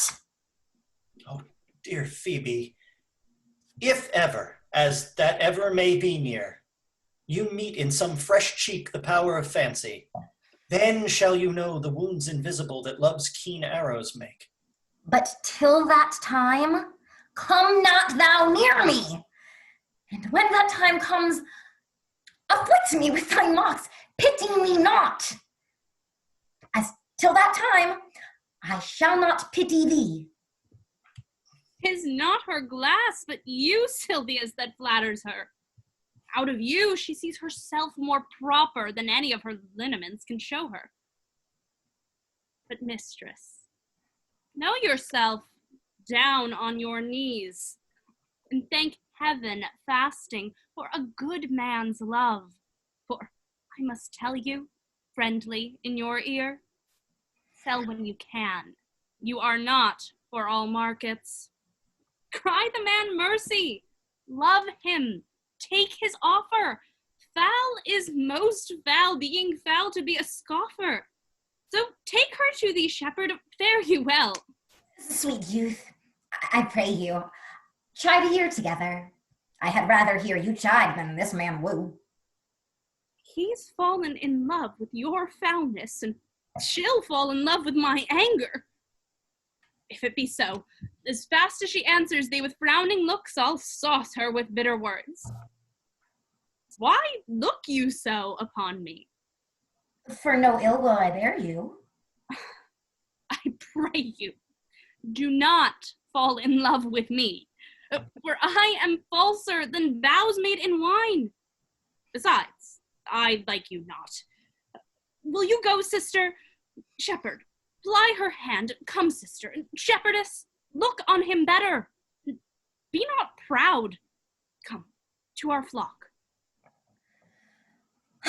Dear shepherd, now I find thy saw of might. Whoever loved that loved not at first sight. Sweet Phoebe. What sayest thou, Silvius? Sweet Phoebe, pity me. Why, I am sorry for thee, gentle Silvius. Wherever sorrow is, relief would be. If you do sorrow at my grief in love, by giving love your sorrow and my grief were both exterminated. Thou hast my love. Is not that neighborly? I would have you. Why, that were covetousness. Silvius, the time was that I hated thee. And yet, it is not that I bear thee love, but since thou canst talk of love so well, thy company, which erst was irksome to me, I will endure, and I'll employ thee too. But do not look for further recompense than thine own gladness that thou art employed. So holy and so perfect is my love, and I in such a poverty of grace, that I shall think it a most pleasantest crop to glean the broken ears after the man that the main harvest reaps. Loose now and then a scattered smile, and that I'll live upon. Knowest thou the youth that spoke to me erewhile? Not very well, but I have met him oft, and he hath bought the cottage and the bounds that the old carlet once was mastered of. Think not that I love him, though I ask for him. 'Tis but a peevish boy, yet he talks well. But what care I for words? Yet words do well when he that speaks them pleases those that hear. It is a pretty youth, not very pretty, but sure he's proud, and yet his pride becomes him. He'll make a proper man. The best thing in him is his complexion, and faster than his tongue did make offense, his eyes did heal it up. He is not very tall, yet for his years he's tall. His leg is but so, and yet 'tis well. There was a pretty redness in his lip, a little riper and more lusty red, that mixed in his cheek. 'Twas just the difference between the constant red and mingled damask there be some woman. Silvius, had they marked him there be some woman that, had they marked him in parcels as I did, would have gone near to fall in love with him. But for my part, I love him not, nor hate him not.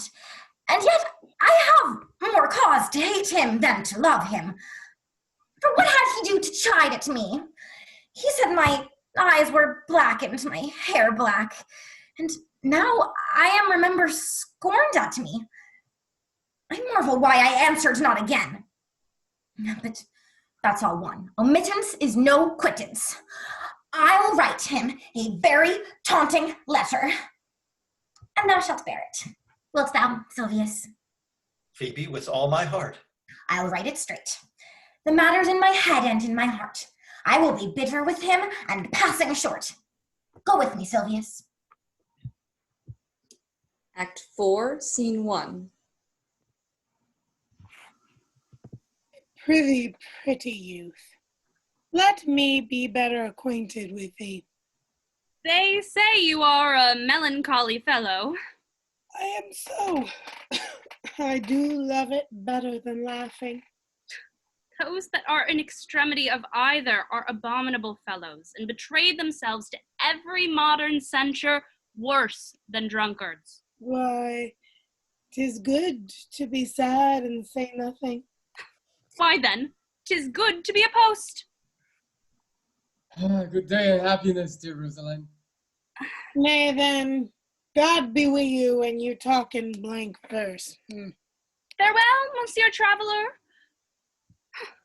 Why, how now, Orlando? Where have you been all this while? You, a lover. You serve me such another trick. Never come in my sight no more. My fair Rosalind, I come within an hour of my promise. Break an hour's promise in love?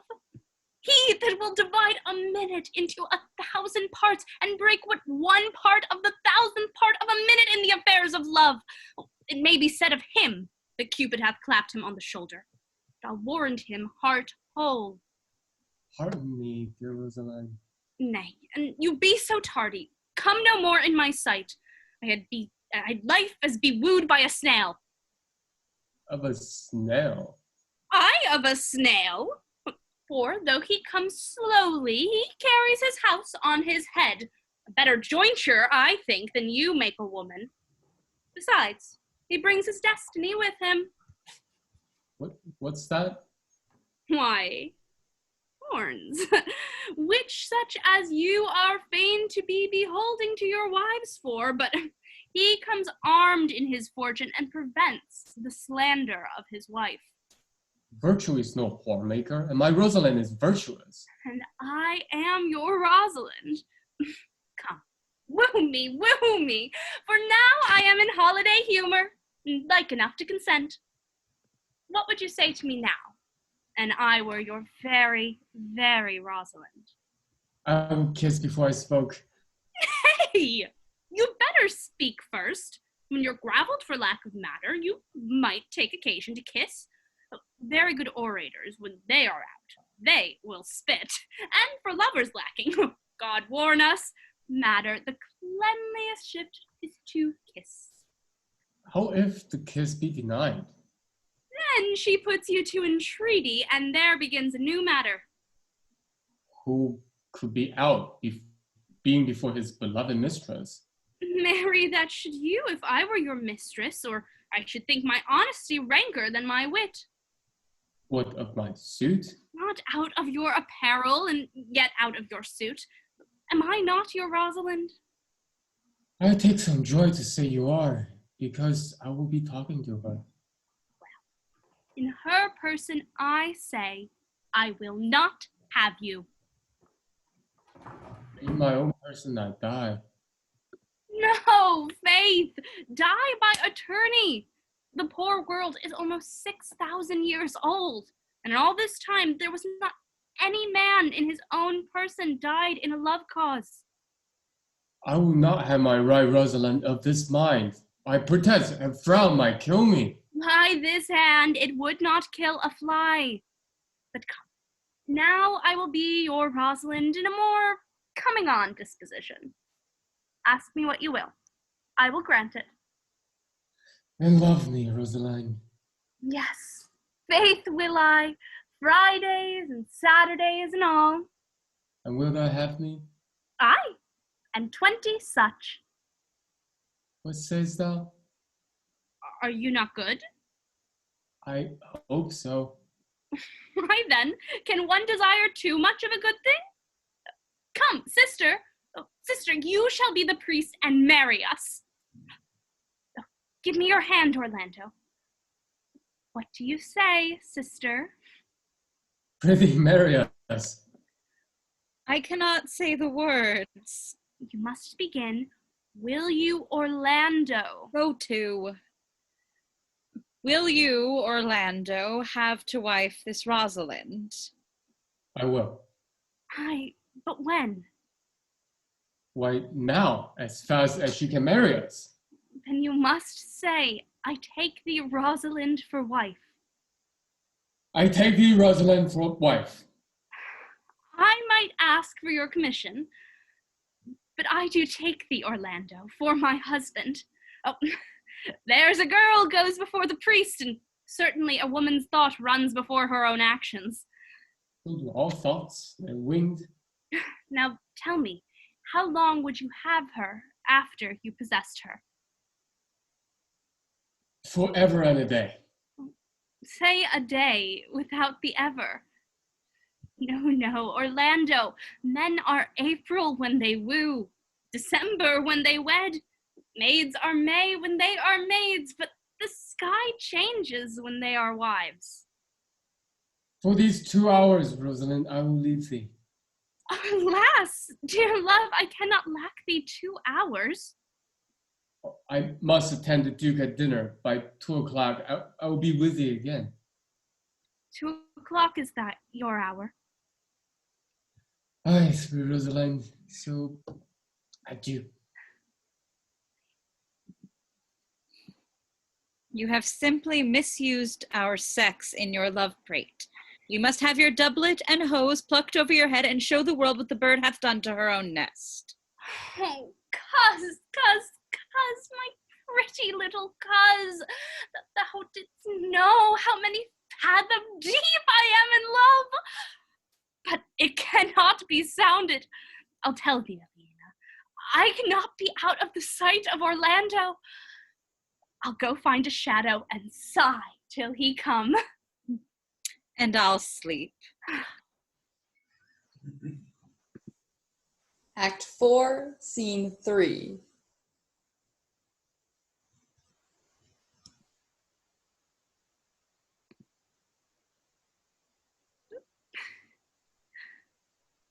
How say you now? Is it not past 2 o'clock? Here much Orlando. I warrant you, with pure love and troubled brain, he hath ta'en his bow and arrows and gone forth to sleep. Look who comes here. My errand is to you, fair youth. My gentle Phoebe bid me give you this. I know not the contents, but as I guess by the stern brow and waspish action which she did use as she was writing of it, it bears an angry tenor. Pardon me, I am but a guiltless messenger. Bear this, bear all. She says, I am not fair, that I lack manners. She calls me proud, and that she could not love me were man as rare as Phoenix. Her love is not the hare that I do hunt. Why writes she so to me? Well, shepherd, well, this is a letter of your own device. No, I protest, I know not the contents. Phoebe did write it. Come, you are a fool. Sure, it is hers. Will you hear the letter? So please you, for I never heard it yet heard too much of Phoebe's cruelty. She Phoebes me. Mark how the tyrant writes. Art you God to shepherd turned, that a maiden heart hath burned? Can a woman rail thus? Call you this railing? He that brings this love to thee little knows this love in me, and by him seal up that mind, whether that thy youth and kind will the faithful offer take of me and all that I can make. or else by him my love deny, and then I'll study how to die. They call you this chiding? Alas, poor shepherd. You pity him? No, he deserves no pity. Wilt thou love such a woman? Say this to her, that if she loves me, I charge her to love thee, and if she will not, I will never have her unless thou entreat for her. If you be a true lover, hence, and not a word, for here comes more company.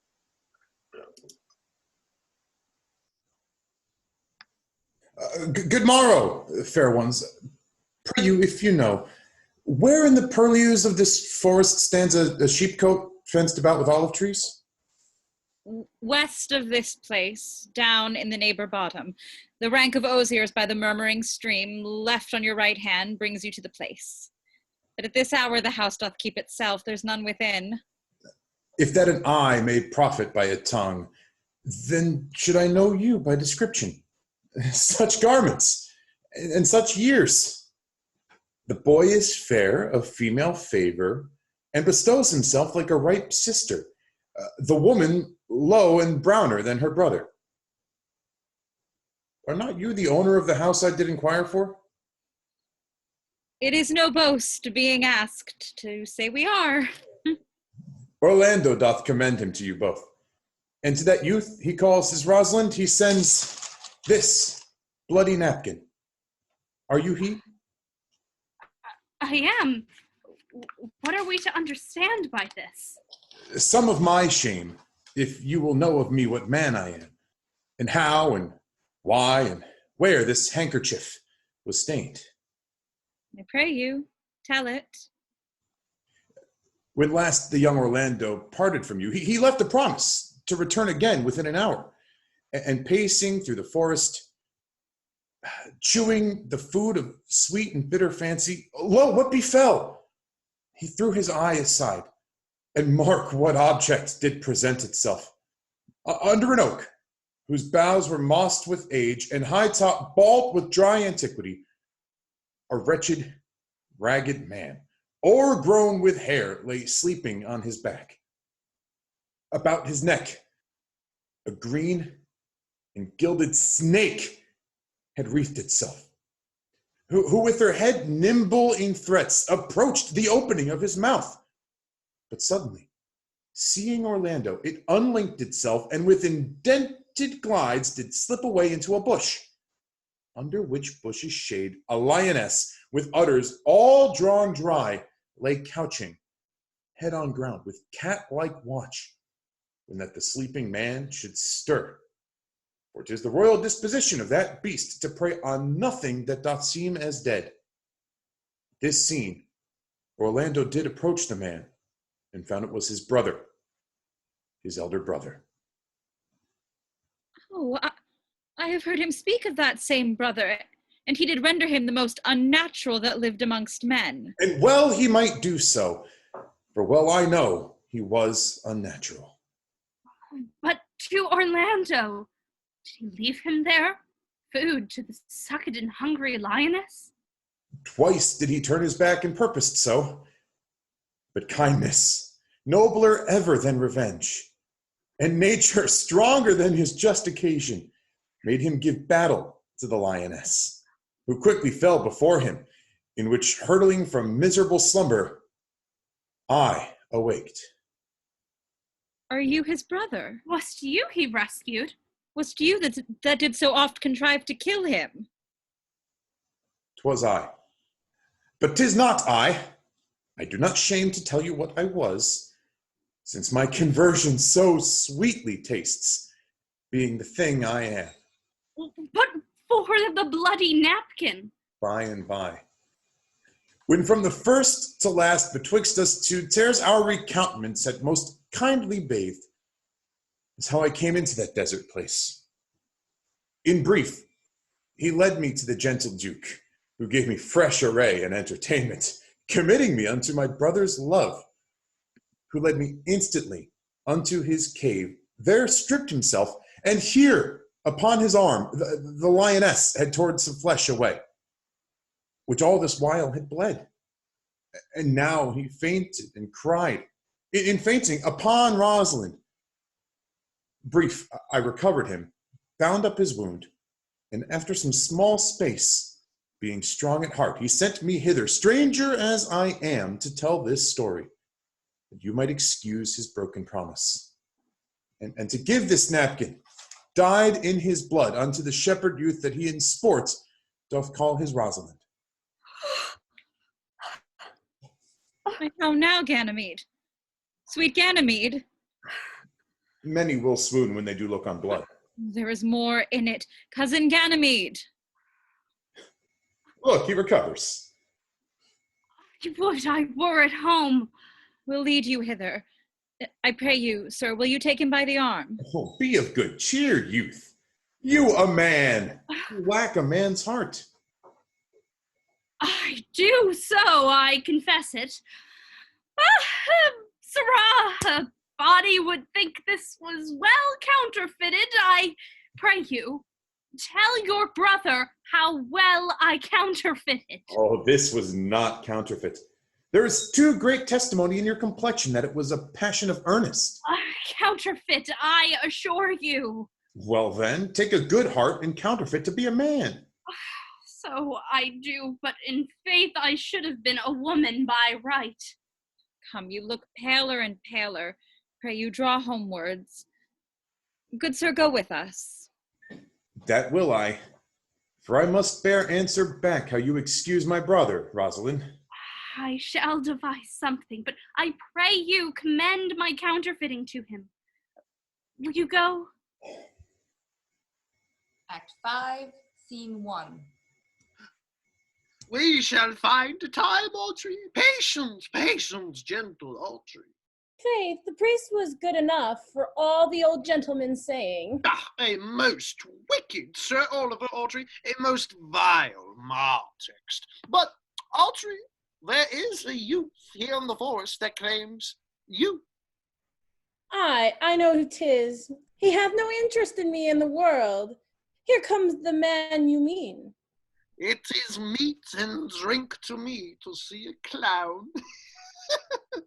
By my troth, we that have good wits have much to answer for. We shall be flouting, we cannot hold. Good even, Audrey. God ye good even, William. And good even to you too, sir. Good evening, gentle friend. Cover thy head, cover thy head. Nay, prithee, be covered. How old are you, friend? 5 and 20, sir. A ripe age. Is thy name William? William, sir. A fair name. Wast thou born in the forest here? Aye, sir. I thank God. Thank God. A good answer. Art rich? Faith, sir. So. So. It's good, very good, very excellent good. And yet it is not. It is, but so. Art thou wise? Aye, sir. I have a pretty wit. Aye, thou sayest thou well. I do now remember a saying. The fool doth thinks he is wise, but the wise man knows himself to be a fool. The heathen philosopher, when he had a desire to eat a grape, would open his lips when he put it into his mouth, meaning thereby that grapes were made to eat and lips to open. Do you love this maid? I do, sir. Give me your hand. Art thou learned? No, sir. Then learn this of me. To have is to have, for it is a figure in rhetoric that drink, being poured out of the cup into a glass, by filling the one, doth empty the other. And for all your writers do consent that ipsi is he, now you are not ipsi, for I am he. Which he, sir? He, sir, that must marry this woman. Therefore, you clown, abandon, which is on the vulgar, leave the society, which in the bush is company of this female, which in the common is woman, which together is abandon the society of this female, or clown thou perishes. Oh, to thy better understanding, diest. Or, to wit, I kill thee, make thee away, translate thy life into death, thy liberty into bondage. I will deal in poison with thee, or in bastinado, or in steel. I will bandy with thee in fashion. I will overrun with thee the policy. I will kill thee 150 ways.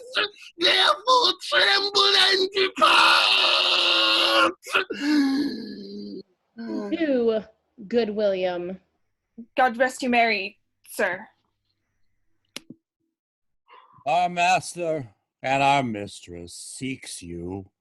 Come away, away. Trip, outsy, trip, outsy. I attend. Act 5, Scene 2. Is it possible that on so little acquaintance you should like her, that but seeing you should love her, and loving woo, and wooing she will grant? And will you preserve her to enjoy her? Neither call the giddiness of it in question, the poverty of her, the small acquaintance, my sudden wooing, nor her sudden consenting. But say with me, I love Aliena. Say with her that she loves me. Consent with both that we may enjoy each other. It shall be to your good. For your father's house and all the revenue that was old Sir Roland's will I estate upon you, and here live and die a shepherd. You have my consent. Are you waiting for me tomorrow? Thither I will invite the Duke and all his contented followers. Go you and prepare Aliena, for look here comes my Rosalind. God save you, brother. And you, fair sister. Oh, my dear Orlando, how it grieves me to see thee wear thy heart in a scarf.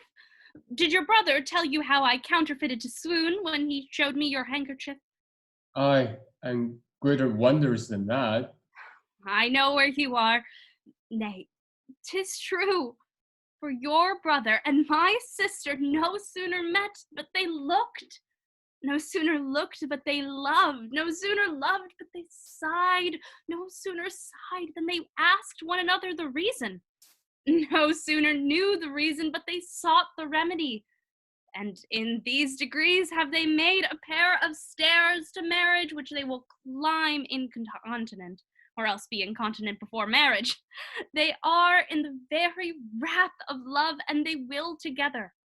Clubs cannot part them. They shall be married tomorrow, and I will bid the Duke to the nuptial. But, oh, how bitter a thing it is to look into happiness through another man's eyes. Why then, tomorrow I cannot serve your turn for Rosalind? I can live no longer by thinking. I will weary you then no longer with idle talking. Know of me then. For now I speak to some purpose. Believe then, if you please, that I can do strange things. I have, since I was 3 years old, conversed with a magician, most profound in his art, and yet not damnable. If you do love Rosalind, so near the heart as your gesture cries it out, when your brother marries Aliena, shall you marry her? Speakest thou in sober meanings? By my life, I do, which I tender dearly, though I say I am a magician. Therefore, put you in your best array. Bid your friends, for if you will be married tomorrow, you shall, and to Rosalind, if you will. Oh, look, here comes a lover of mine and a lover of hers. Youth, you have done me much ungentleness to show the letter that I writ to you. I care not if I have. 'Tis my study to seem despiteful and ungentle to you. Are there followed by a faithful shepherd? Look upon him. Love him. He worships you. Good shepherd, tell this youth what 'tis to love. It is to be made of sighs and tears, and so am I for Phoebe. And I for Ganymede. And I for Rosalind. And I for no woman. It is to be made of faith and service, and so am I for Phoebe. And I for Ganymede. And I for Rosalind. And I for no woman. It is to be all made of fantasy, all made of passion, and all made of wishes, all adoration, duty and observance, all humbleness, all patience and impatience, all purity, all trial, all obedience, and so am I for Phoebe. And so am I for Ganymede. And so am I for Rosalind. And so am I for no woman. If this be so, why blame you me to love you? If this be so, why blame you me to love you? If this be so, why blame you me to love you? Who do you speak to? Why blame you me to love you? To her that is not here. Who does not hear. Pray you, no more of this. 'Tis like the howling of Irish wolves against the moon. Silvius, I will help you if I can. Phoebe, I would love you if I could. Tomorrow, meet me all together. I will marry you if ever I marry a woman. And I'll be married tomorrow. And Orlando, I will satisfy you if ever I satisfied man, and you shall be married tomorrow. And Silvius, I will content you if what pleases you contents you, and you shall be married tomorrow. As you love Rosalind, meet, and as you love Phoebe, meet, and as I love no woman, I'll meet. So fare you well. I have left you commands. I'll not fail if I live. Nor I. Why? Act 5, Scene 3. Tomorrow is the joyful day, Audrey. Tomorrow we will be married. I do desire it with all my heart, and I hope it is no dishonest desire to be a woman of the world. Here comes 2 of the banished Duke's pages. Well met, honest gentlemen. By my troth, well met. Yea, come, sit, and a song. We are for you, sit in the middle. Shall we clap into it roundly? Not talking or spitting or saying we are hoarse, which are the only prologues to a bad voice. If and faith, and both in the tune, like a gypsy's on a horse.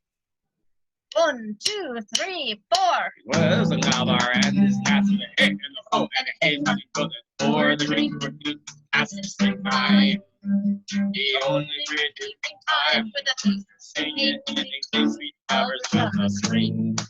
In the ages of the rhyme with the hey and the hoe and the hay money go these crazy country folks in nights and ride. The only pretty time with the singing the sweet flowers of the spring. The carols they began that hour. The hey and the ho, hey, nobody know how that night was but an hour in the springtime. The only pretty ring time when the birds sing hey, ding, sweet flowers of the spring. Or take the present time with a hey and a ho and a hey, nobody know where love is round with the prime and springtime. The only pretty ring time when the birds sing hey, ding, sweet flowers.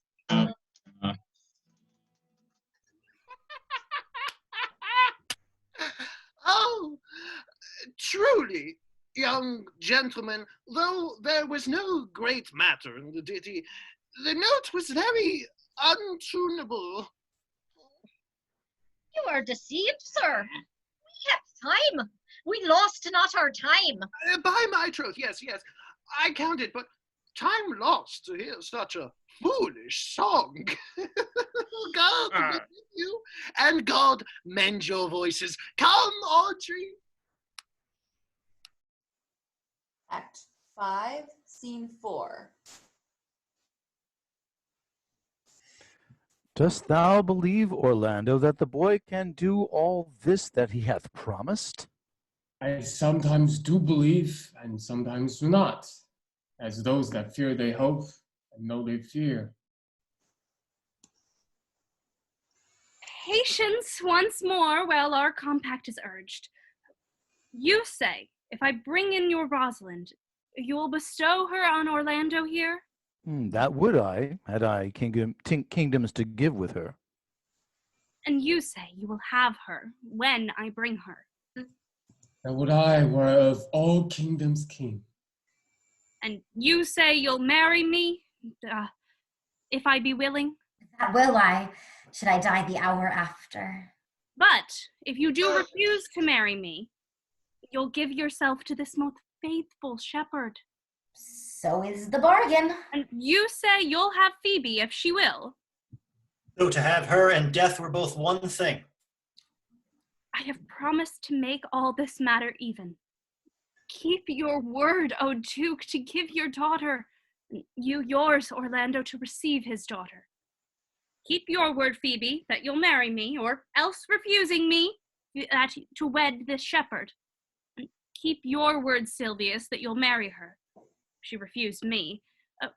From hence I go, to make all these doubts all even. I do remember in this shepherd boy some lively touches of my daughter's favor. My lord, the first time that I ever saw him, methought he was a brother to your daughter. But my good lord, this boy is forest born, and has been tutored in the rudiments of many desperate studies by his uncle, whom he reports to be a great magician, obscure in the circled forest. There is, sure, another flood toward, and these couples are coming to the ark. Here comes a pair of very strange beasts, which in all tongues are called fools. Salutation and greeting to you all. Oh, good my lord, bid him welcome. This is the motley-minded gentleman that I have so often met in the forest. He hath been a courtier, he swears. Oh, if any man doubt that, let him put me to my purgation. I have trod a measure, I have flattered a lady, I have been politic with my friend, smooth with mine enemy. I have undone 3 tailors. I have had 4 quarrels, and like to have fought one. And how is that ta'en up? Faith, we met, and found the quarrel was upon the 7th cause. Our 7th cause. Could my lord like this fellow? I like him very well. God, yield you, sir, I desire you of the like. But for the 7th cause, how did you find the quarrel on the 7th cause? Upon a lie, 7 times removed, bear your body more seeming, Audrey, as thus, sir, I did dislike the cut of a certain courtier's beard. He sent me word, if I said his beard was not cut well, he was in the mind it was. This is called the retort courteous. But if I sent him word again it was not well cut, he would send me word he cut it to please himself. And this is called the quip modest. If again it was not well cut, he disabled my judgment. This is called the reply churlish. If again it was not well cut, he would answer, I spake not true. This is called the reproof valiant. If again it was not well cut, he would say I lied. This is called the counter check quarrelsome, and so to the lie circumstantial and the lie direct. And how often did you say his beard was not well cut? I durst not go no further than the lie circumstantial, nor he does not give me the lie direct. And so we measured swords and parted. Can you nominate in order now the degrees of the lie? Oh, sir, we quarrel in print by the book. You have books for good manners. I will name you the degrees.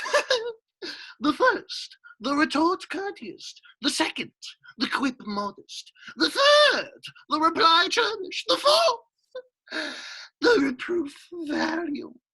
The fifth, the counter-check quarrelsome. The sixth, the lie with circumstance. And the seventh, the lie direct.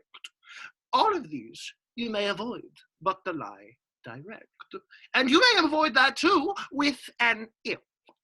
I knew when 7 justices could not take up a quarrel, but when the parties were met themselves, one of them thought part of an if, as if you said so, then I said so.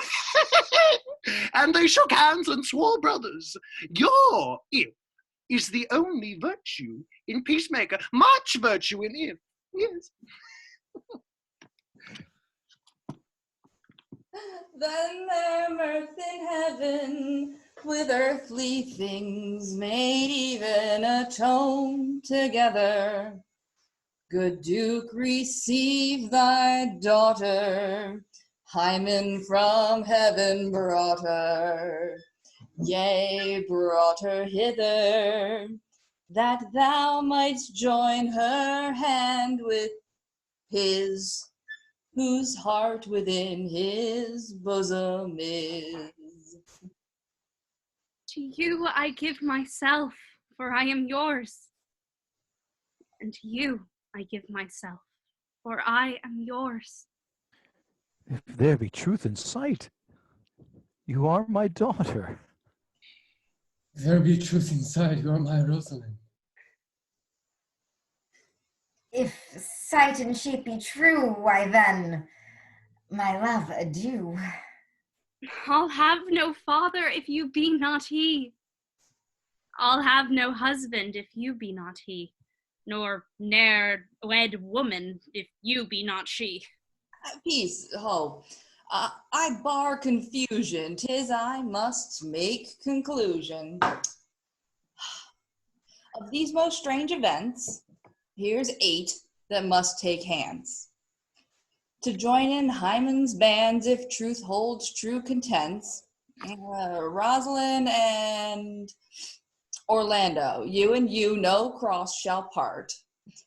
Celia and Oliver, you and you are heart and heart. Phoebe, you to his love must accord Sylvia's, or have a woman as your lord.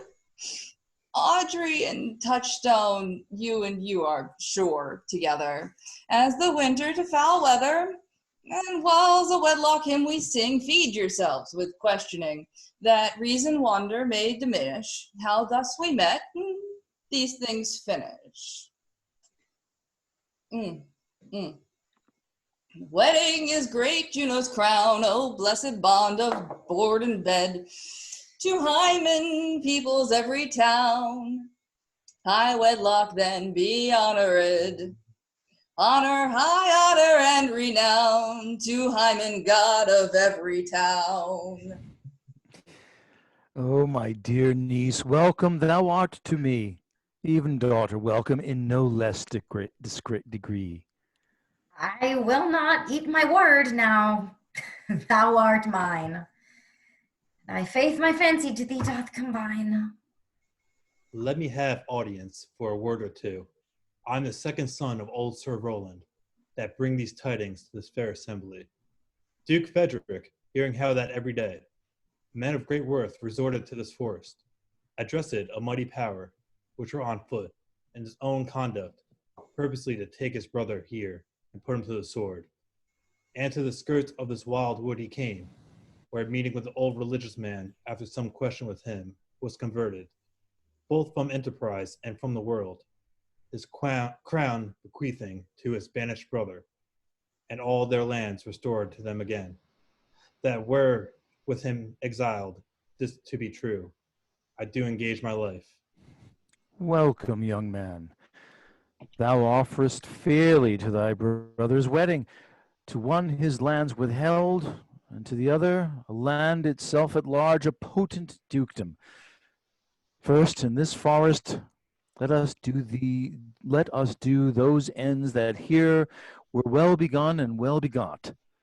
And after, every of this happy number that hath endured shrewd days and nights with us shall share the good of our returned fortune, according to the measure of their states.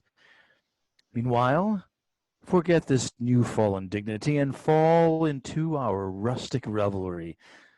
Play music, and you, brides and bridegrooms all, with measure heaped in joy to the measure's fall.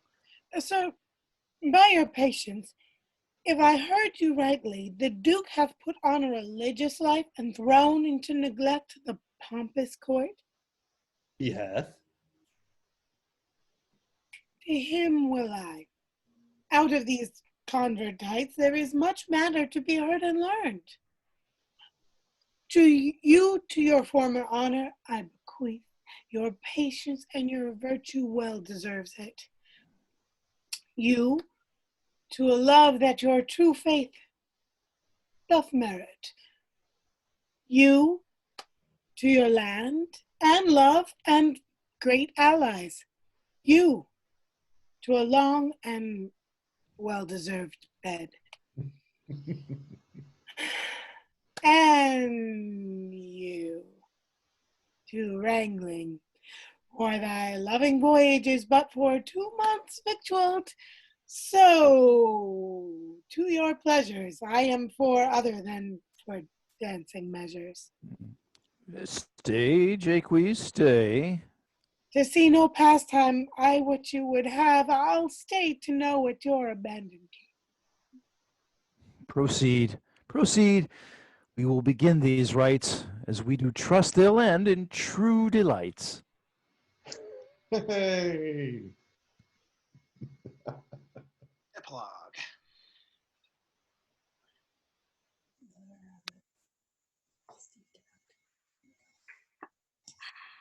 Well, it is not the fashion to see the lady, the epilogue. It is no more unhandsome than to see the lord, the prologue. If it be true that good wine needs no bush, 'tis true that a good play needs no epilogue. Yet to good wine they do use good bushes, and good plays prove the better by the help of good epilogues. What case am I in, then? And I am neither a good epilogue, nor cannot insinuate with you on the behalf of a good play. I am not furnished like a beggar, therefore to beg will not become me. My way is to conjure you, and I'll begin with the women. I charge you, oh women, for the love you bear to men, to like as much of this play as please you. And I charge you, oh men, for the love you bear to women, and as I perceive by your simpering, none of you hates them.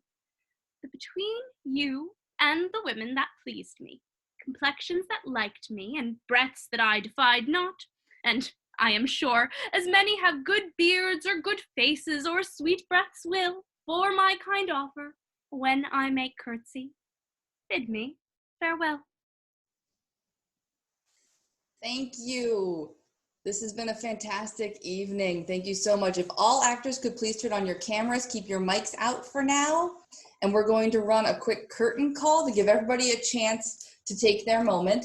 I'm going to remind the actors here, when you hear your name, please open your mic and make some sound so that everybody can see you. Tonight, in the roles of Second Lord at Court and Dennis, we had Liz. Hi, everyone. Thanks for watching. In the roles of First Lord at Court and William, we had Zoe. Hi, thank you. In the roles of Second Lord at Arden and LeBeau, we had Janie. Thank you. In the roles of First Lord at Arden and Hyman was myself. Thank you so much. Please donate to the center. In the roles of Charles and Sir Oliver Martex, we had Vera. Thank you. In the role of Jacques Du Bois, we had Jake. Thank you for inviting me to your home. In the role of Audrey, we had Patricia. Thanks, everyone. Don't forget to donate to the center. In the role of Silvius, we had Joe. Thank you, everybody. Please donate. In the roles of First Page and Amiens, we had Kelly. Thank you all. Rock on. In the role of Second Page and Duke Frederick, we had Carl. Thank you all. In the role of Oliver, we had Kevin. Thank you all so much. Please donate to the center. In the role of Adam, we had Wendy. Please donate to the center. Thank you. In the role of Corin, we had John. Hello. Thank you, everybody. Have a great night. In the role of Duke Sr., we had Roger. Hi, everyone. Thanks so much for having me, and please donate to the center. In the role of Touchstone, we had Jeremy. Hiya, Georgie. In the role of Celia, we had Molly. Theater is good. Give it your money. In the role of Orlando, we had Steve. Thank you all very much. In the role of Jaques, we had Tamara. Thank you, everyone. Please, if you have a few dollars, donate to the center. In the role of Phoebe, we had Lori. Hi, thank you so much. And Lori also gave us this wonderful cut of this show. Thank you again, Lori. Of course. And in the role of Rosalind, we had Kirsten. Kirsten. Kirsten. I'm going to get it right. Now, just to be clear, we mentioned it at the top, but we want to repeat it.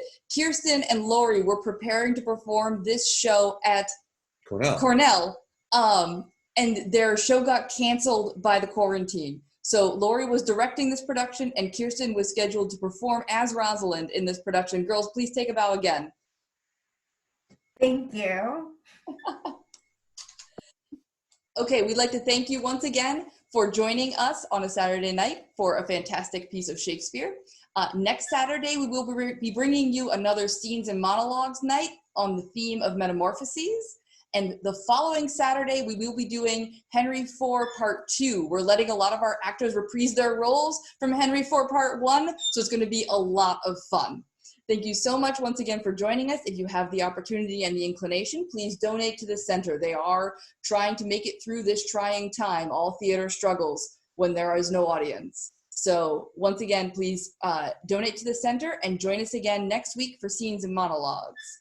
Thank you. Good night. Good night, everyone. Thank you for watching.